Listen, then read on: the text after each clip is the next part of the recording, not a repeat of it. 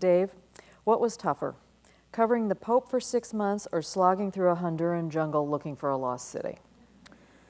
Oh, well, it was definitely much harder to access the Vatican than the jungle. For me, when you work around the Pope, you have to wear a suit, and I'm really uncomfortable in suits. In the jungle, I was wet and muddy for 2 weeks, and I was much more comfortable in that environment. Did you start getting nervous? Like, did you have the picture?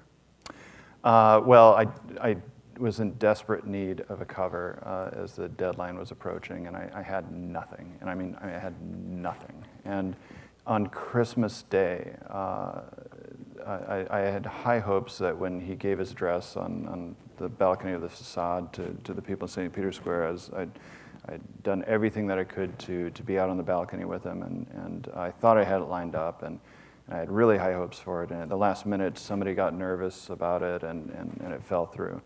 So I was standing beside Francesco Sforza, the photographer, while Pope Francis was greeting the fairly long line of people who were there. And I knew him well enough by that time to know that when he was done greeting them, wishing everybody happy Christmas, that he would then turn to us and greet us.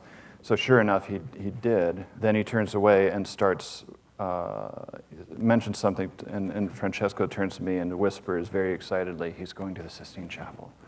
Obviously, right away I was like, this might be my opportunity. This might be finally it. And he crosses Sala Regia here and walks into the Sistine Chapel.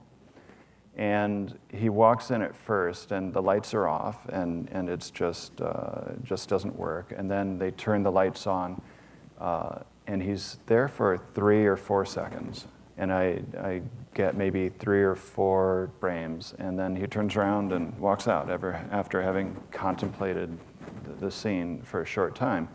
When we saw this picture, when this picture came in, our creative director just sort of came running into my office and said, "We've got the cover." I mean, it was so clearly this cover photo. This is the only picture of the Pope, of any Pope ever alone in the Sistine Chapel. And I knew that, this was the only shot I was going to get. My hands were shaking, and once again, I wasn't really basking in the glow of the moment. But, it worked out pretty well.